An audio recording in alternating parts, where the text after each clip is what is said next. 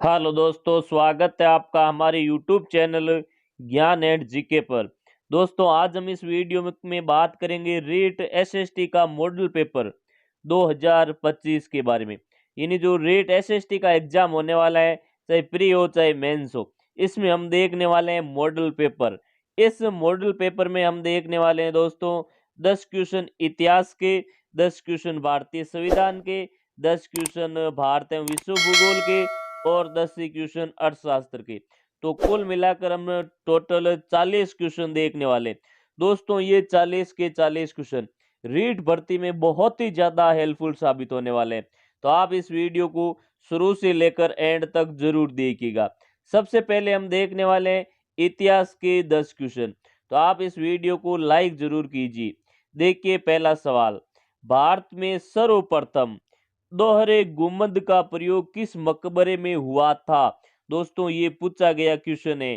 भारत में सर्वप्रथम दोहरे गुंबद का प्रयोग किस मकबरे में हुआ था? तो ये मकबर कौन से मकबरे में हुआ था? तो ये हुआ था हुमायूं के मकबरे में। भारत में सर्वप्रथम दोहरे गुंबद का प्रयोग किस मकबरे में हुआ? हुमायूं के मकबरे में हुआ था। अगला क्वेश्चन देखिए, 2 नंबर क्वेश्चन। निम्नलिखित में से किस शासक के समय निम्नलिखित में से किस शासक के समय ब्राह्मणों को से भी जजिया कर वसूल किया गया था?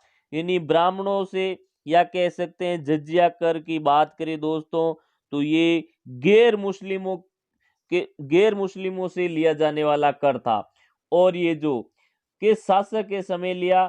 तो ये फिरोज तुगलक के समय है जो लिया था। यानी किस शासक के समय ब्राह्मणों से भी जजिया कर वसूला था? तो फिरोज शाह तुगलक के समय है ये कर वसूला गया था। निम्नलिखित में से कौन सा मुगल काल में पेटीकोट सरकार यानी पर्दा सरकार का काल था? यानी कौन सा मुगल काल में पेटीकोट सरकार कह सकते हैं या पर्दा सरकार कह सकते हैं, वो काल कौन सा था? तो ये था 1560 से लेकर 1562 के समय। 1560 से लेकर 1562 के समय, जिसे पेटीकोट सरकार या पर्दा सरकार कहा जाता था। इस समय जो शासक था वो था अकबर। अगला क्वेश्चन देखिए, 4 नंबर क्वेश्चन। निम्नलिखित कथनों पर विचार कीजिए। निम्नलिखित कथनों पर विचार कीजिए। देखिए, सबसे पहले अशोक ने कलिंग को मौर्य साम्राज्य में जोड़ लिया था। यानी अशोक ने कलिंग को मौर्य साम्राज्य में जोड़ लिया था। इसका कारण क्या था? कलिंग दक्षिणी भारत को आने वाले स्थलीय व समुद्री मार्गों का को नियंत्रण करता था। यानी ए व बी दोनों सही है। ए बी का सही स्पष्टीकरण है, हाँ यही होगा ऑप्शन नंबर ए। यानी अशोक ने कलिंग को है जो मौर्य साम्राज्य में जोड़ लिया था, क्योंकि इसका कारण था कि दक्षिणी से जो आने वाले हैं स्थलीय और समुद्री मार्ग, इस पर है जो नियंत्रण किया जा सके। अशोक ने अपने 13वें शिलालेख से पता चलता है कि कलिंग पर आक्रमण किया था। बंगाल विभाजन रद्द करने तथा दिल्ली को राजधानी स्थानांतरण करने की सिफारिश किसने की थी? यानी बंगाल का जो विभाजन हुआ था, इस विभाजन को रद्द करने की और दिल्ली को राजधानी स्थानांतरण करने की सिफारिश किस कमेटी ने की थी? तो ये कमेटी थी अरुंडेल कमेटी ने। अरुंडेल कमेटी ने ये मांग रखी कि बंगाल का विभाजन रद्द हो और राजधानी दिल्ली हस्तांतरण हो। अगला क्वेश्चन देखिए, 6 नंबर क्वेश्चन।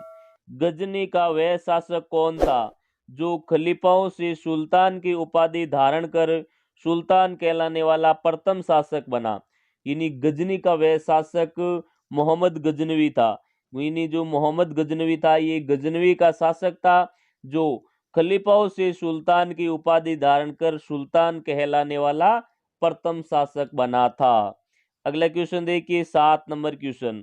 आईने ए अकबरी एक महान ऐतिहासिक कृति निम्नलिखित में से किसके द्वारा लिखी गई है? आईने ए अकबरी, ये जो पुस्तक है या ग्रंथ है, किसके द्वारा लिखा गया? तो ये अबुल फजल के द्वारा लिखा गया है। ये अबुल फजल के द्वारा लिखा गया है और इसके कुल 5 भाग है। अगला क्वेश्चन देखिए, 8 नंबर क्वेश्चन। व्यक्तिगत सत्याग्रह की शुरुआत कब हुई? व्यक्तिगत सत्याग्रह की जो शुरुआत है ये हुई थी 17 अक्टूबर 1940 को। व्यक्तिगत सत्याग्रह की शुरुआत कब हुई? 17 अक्टूबर 1940 को। अगर बात करें दोस्तों प्रथम सत्याग्रह कौन था, तो प्रथम सत्याग्रह था विनोबा भावे। प्रथम सत्याग्रह कौन था? विनोबा भावे था। विनोबा भावे ये प्रथम सत्याग्रह था। दूसरे अगर बात करें सेकंड, तो वो थे जवाहरलाल नेहरू। जवाहरलाल नेहरू। अगला क्वेश्चन देखिए 9 नंबर क्वेश्चन। निम्नलिखित में सूची 1 को सूची 2 से सुमेलित कीजिए। यानी दोस्तों सूची 1 को सूची 2 से सुमेलित करना है। तो सबसे पहले देखिए दास प्रथा का अंत। दास प्रथा का अंत कब हुआ था? तो ये हुआ था 1562 ईस्वी में। 1562 ईस्वी में दास प्रथा का अंत हुआ था। किसके समय बात करें तो ये अकबर के समय दास प्रथा का अंत हुआ था। तीर्थ यात्रा कर का अंत, तीर्थ यात्रा कर का जो अंत हुआ था ये 1563 में हुआ था। और जजिया कर का अंत 1564 में। दीन इलाही की शुरुआत की थी 1582 में। दीन इलाही की शुरुआत 1582 में की थी। अगला क्वेश्चन देखिए 10 number question. Sir Thomas Roe किस मुगल शासक के काल में ब्रिटेन के राजदूत के रूप में भारत आया था? यानी सर टॉमस रो ब्रिटेन के राजदूत के रूप में भारत में आया था। उस समय जो शासन काल था वो किसका था? तो वो था जहांगीर का। यानी जहांगीर के समय है जो सर टॉमस रो भारत में आया था।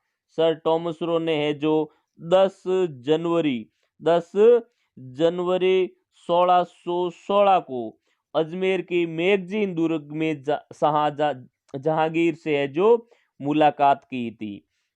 आगे हम बात करेंगे दोस्तों 10 क्वेश्चन भारतीय संविधान की। तो अगर आपने अभी तक इस वीडियो को लाइक नहीं किया है तो इस वीडियो को लाइक कीजिए और चैनल को सब्सक्राइब जरूर कीजिए। देखिए संविधान का पहला सवाल। भारत में भारत में भारत के नागरिकों के मूल कर्तव्यों का विवरण संविधान के किस भाग में दिया गया है? यानी जो मूल कर्तव्यों का जो विवरण है ये संविधान के किस भाग में दिया गया है? तो इसका सही आंसर हो जाएगा भाग 4 में। यानी भारत के नागरिकों के मूल कर्तव्यों का जो विवरण है ये संविधान के भाग 4 में दिया गया है। अगर बात करें भाग 4 की तो ये 44वें संविधान संशोधन 1967 द्वारा जोड़ा गया था। अगला क्वेश्चन देखिए 2 नंबर क्वेश्चन। भारत की प्रभुता एकता और अखंडता की रक्षा करे और उसे अक्षुण्ण रखे के मूल कर्तव्य को किस स्थान पर रखा गया है? तो ये जो मूल कर्तव्य हैं ये किस स्थान पर रखा गया है? तो ये तीसरे स्थान पर रखा गया है। यानी ये तीसरा मूल कर्तव्य है।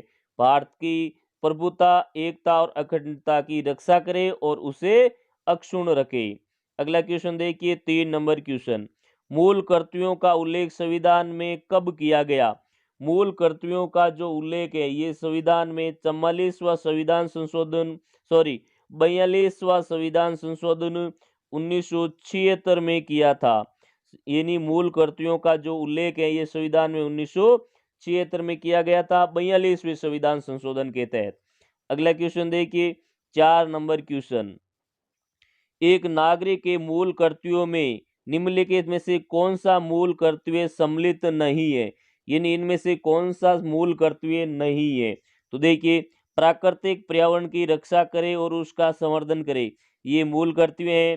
स्वतंत्रता के लिए हमारे राष्ट्रीय आंदोलनों को प्रेरित करने वाले उच्च आदर्शों को संजोए रखे और उनका पालन करे, ये भी सही है। अस्पृश्यता मिटाने के सारे प्रयास करे, यानी जो अस्पृश्यता मिटाने के जो प्रयास है ये मूल कर्तव्यों में शामिल नहीं है।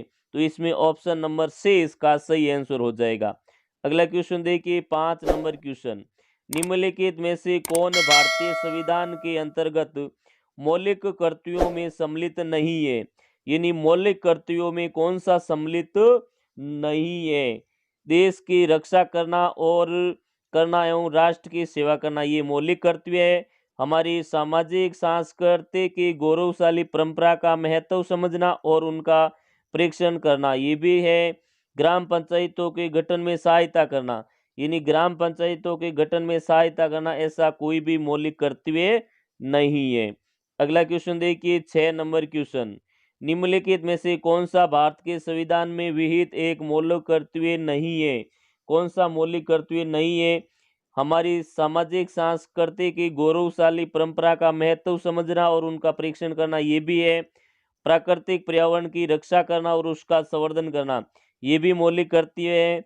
सार्वजनिक संपत्ति को सुरक्षित रखना और हिंसा से दूर रहना ये भी है। अंतर्राष्ट्रीय शांति और सुरक्षा को बढ़ावा देना, यानी अंतर्राष्ट्रीय शांति और सुरक्षा को बढ़ावा देना ये मौलिक कर्तव्यों में नहीं लिखा गया है। अगला क्वेश्चन देखिए 7 नंबर क्वेश्चन, निम्नलिखित में से किस समिति की संतुष्टि पर भारतीय संविधान में मूल कर्तव्य शामिल किए गए? यानी किस समिति की सिफारिश पर भारतीय संविधान में मूल कर्तव्यों को शामिल किया था? तो ये थी सरदार स्वर्ण सिंह समिति। सरदार स्वर्ण सिंह समिति की सिफारिश पर ये जो मूल कर्तव्यों को जोड़ा गया था 42वें संविधान संशोधन 1976 के तहत। भारतीय संविधान का कौन सा अनुच्छेद राष्ट्रपति को उच्चतम न्यायालय से परामर्श करने की शक्ति प्रदान करता है? यानी संविधान का कौन सा अनुच्छेद है जो राष्ट्रपति को उच्चतम न्यायालय से यानी सुप्रीम कोर्ट से परामर्श लेने की शक्ति प्रदान करता है? तो ये है अनुच्छेद हो जाएगा 143 अनुच्छेद, यानी जो 143वां अनुच्छेद है ये राष्ट्रपति को शक्ति प्रदान करता है कि न्यायालय से परामर्श करने की शक्ति।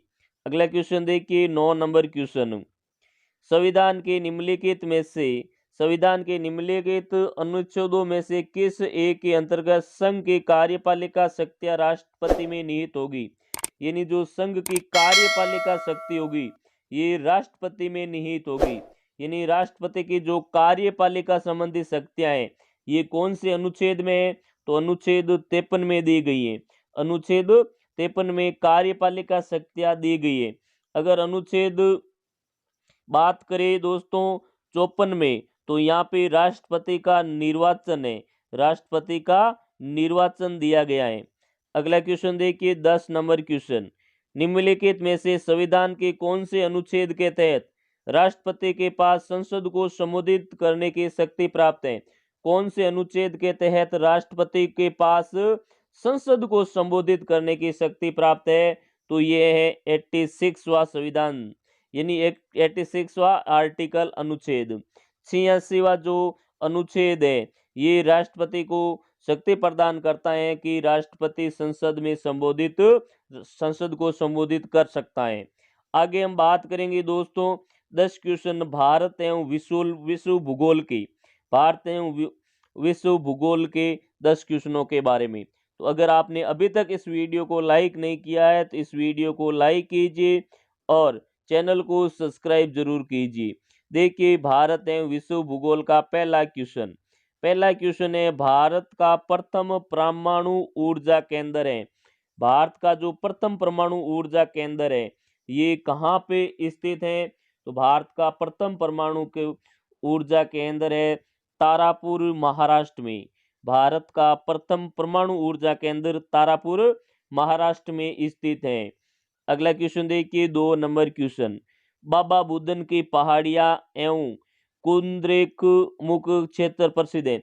दोस्तों सबसे पहले बात करें बाबा बुदन की पहाड़ियों की, तो ये कहाँ पे स्थित है बाबा बुदन की पहाड़ियां? तो बाबा बुदन की पहाड़ियां कहाँ पे स्थित है? कर्नाटक में स्थित है। ये पहाड़ियां कर्नाटक में स्थित है और ये किसके लिए प्रसिद्ध है? तो ये लोहे अयस्क के उत्पादन के लिए प्रसिद्ध है। लोहे अयस्क उत्पादन के लिए प्रसिद्ध है बाबा बुदन की पहाड़ियां और सुंदरेमुख क्षेत्र।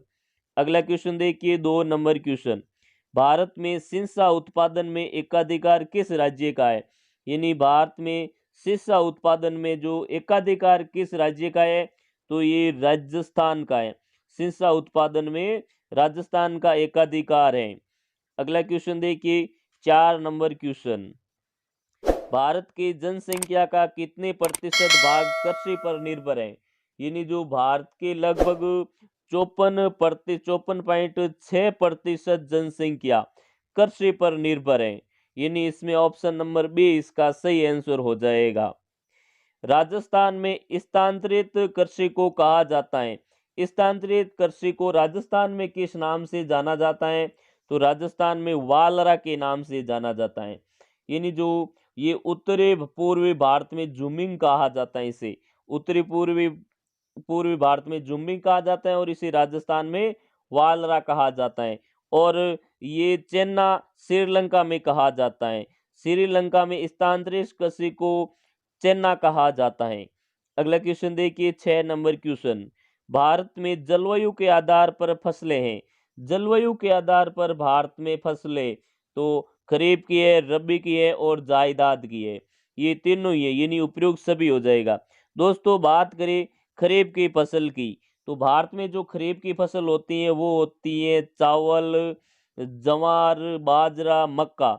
और रबी की फसलों के बाद बात करें तो विशेषकर गेहूं, इसके अलावा जो चना, मटर, सरसों, राई। और जायद की में हो जाएगा तरबूज, कक ककड़ी और करेला। अगला क्वेश्चन देखिए, 7 नंबर क्वेश्चन। भारत का चीनी का कटोरा किसे कहा जाता है? भारत का चीनी का कटोरा किसे कहा जाता है? तो ये उत्तर प्रदेश को कहा जाता है।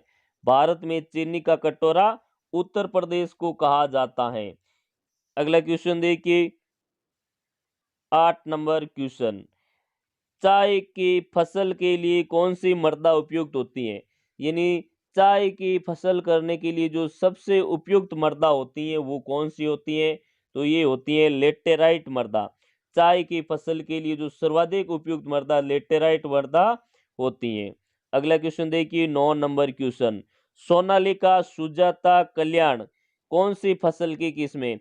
दोस्तों ये क्वेश्चन कई बार पूछा गया क्वेश्चन है।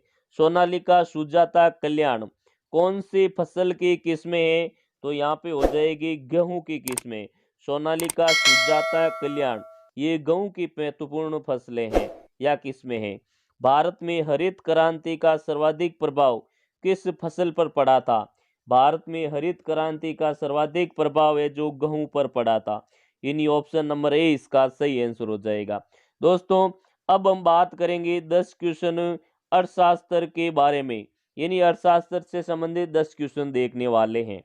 तो अगर आपने अभी तक इस वीडियो को लाइक नहीं किया है तो इस वीडियो को लाइक कीजिए और चैनल को सब्सक्राइब जरूर कीजिए। देखिए पहला सवाल, वर्ष 2016 में भारत में हुए विमुद्रीकरण में किन किन मूल्यों के नोटों को प्रतिबंध किया था? यानी बात करें विमुद्रीकरण की तो यहाँ पे हम कह सकते हैं नोटबंदी। नोटबंदी तो 2016 में जो नोटबंदी हुई थी ये हुई थी 500 और 1000 के नोटों को की। तो इसमें डी नंबर ऑप्शन सही हो जाएगा, ए और सी दोनों। यानी जो 2016 में नोटबंदी हुई थी दोस्तों, 2016 की नोटबंदी में 500 के नोट बंद किए थे और 1000 के नोट बंद किए थे। ये 8 नवंबर को ये जो नोटबंदी हुई थी 2016 में। अगला क्वेश्चन देखिए, 2 नंबर क्वेश्चन। सब्सिडी अंतर है। सब्सिडी अंतर होगा लागत, सॉरी आर्थिक लागत। यानी सब्सिडी अंतर होगा आर्थिक लागत। यानी आर्थिक लागत से हम अगर घटा देंगे रियायती दर को अगर हम घटा देंगे तो सब्सिडी अंतर निकलेगा। यानी ऑप्शन नंबर ए इसका सही आंसर हो जाएगा। सब्सिडी अंतर किसका है? आर्थिक लागत से अगर रियायती दर हम घटा देंगे तो सब्सिडी आ जाएगी। अगला क्वेश्चन देखिए, 3 नंबर क्वेश्चन। सब्सिडी के संदर्भ में कौन सा कथन सत्य है? यानी सत्य कथन का चयन करना है सब्सिडी के संबंध में। यह एक प्रकार की वित्तीय मदद है जो सरकार द्वारा किसानों, उद्योगों व उपभोक्ताओं को प्रदान की जाती है। बिल्कुल सत्य कथन है। सब्सिडी के कारण वांछित लोगों के लिए जरूरी चीजों के दाम नीचे आ जाते हैं, ये भी सत्य है। सब्सिडी का उद्देश्य सामाजिक कल्याण को बढ़ावा देना है, ये भी सही है। तो इसमें ऑप्शन नंबर डी इसका सही आंसर हो जाएगा सब्सिडी के संबंध में सत्य कथनों में। अगला क्वेश्चन देखिए 4 नंबर क्वेश्चन, खाद्य और सार्वजनिक वितरण विभाग, खाद्य और सार्वजनिक वितरण विभाग निम्न में से किस मंत्रालय के अधीन कार्य करता है? तो खाद्य और सार्वजनिक वितरण जो विभाग है ये उपभोक्ता मामले, खाद्य और सार्वजनिक वितरण मंत्रालय के अधीन कार्य करता है, यानी ऑप्शन नंबर ए इसका सही आंसर हो जाएगा। अगला क्वेश्चन देखिए 5 नंबर क्वेश्चन, भारत में 2016 में विमुद्रीकरण के बाद अपनाए गए 500 के नोट, नए नोट का आकार है, यानी जो वर्तमान में 500 के नोट जो अपनाए जा रहे हैं इनका आकार क्या है दोस्तों? आकार की बात करें तो वो हो जाएगा इसमें 166 mm into 150 mm, 166 into 150 mm ये जो माप है ये हो जाएगा नए 500 रुपए के नोटों का। अगर बात करें दोस्तों जो 2000 रुपए के नोट आए थे लेकिन अब तो बंद हो गए, 2000 रुपए के जो नोट का आकार था वो था 66 mm into 100, sorry 66 mm into 166 mm, ये 2000 के नोट का था, लेकिन 500 के नोट का जो आकार है ये है 66 mm इंटू 150 mm। अगला क्वेश्चन देखिए 6 नंबर क्वेश्चन, निम्नलिखित में पर लाल किले की तस्वीर किस नोट पर बनी हुई है? दोस्तों ये क्वेश्चन जरूर पूछा जाता है रीट में, लाल किले की जो तस्वीर बनी है ये कौन से नोट पर बनी है? तो ये 500 के नोट पर बनी है। दोस्तों 10 रुपए की नोट की बात करें तो कोणार्क का सूर्य मंदिर, 20 के नोट की बात करें तो एल्लोरा का गुफाएं, 50 के नोट पर बना हुआ है हम्पी का रथ, 100 के नोट पर बना हुआ है रानी की वाव, 200 के नोट पर सांची का स्तूप, 500 के नोट पर लाल किला और जो 2000 का बंद हो गया उस पर था मंगलयान। अगला क्वेश्चन देखिए 7 नंबर क्वेश्चन, भारत में आखिरी बार विमुद्रीकरण कब किया गया? भारत में आखिरी बार नोटबंदी 8 नवंबर 2016 को हुई थी, 8 नवंबर 2016 को हुई थी। अगला क्वेश्चन देखिए 8 नंबर क्वेश्चन, 8 नवंबर 2016 को की गई नोटबंदी के तहत कितने प्रतिशत मुद्रा अमान्य हो गई? यानी कितने प्रतिशत जो मुद्रा थी वो अमान्य हो गई? तो लगभग 86% मुद्रा अमान्य हो गई थी। अगला क्वेश्चन देखिए 9 नंबर क्वेश्चन, वर्ष 1978 में, वर्ष 1978 में हुई नोटबंदी में किस मूल्य वर्ग के नोटों को प्रतिबंध किया था? यानी जब 1978 में जब नोटबंदी हुई थी उस समय कौन से नोटों को बंद किया था? तो उस समय है जो 1000 के और 5000 के और 10,000 के नोटों को बंद किया था, यानी उपयुक्त सभी इसमें सही होगा। अगला क्वेश्चन देखिए 10 नंबर क्वेश्चन, वर्ष 1978 में भारत में जब विमुद्रीकरण किया था उस समय भारत के प्रधानमंत्री कौन थे? यानी 1978 में नोटबंदी के समय जो प्रधानमंत्री थे वो थे मोरारजी देसाई, वो थे मोरारजी देसाई।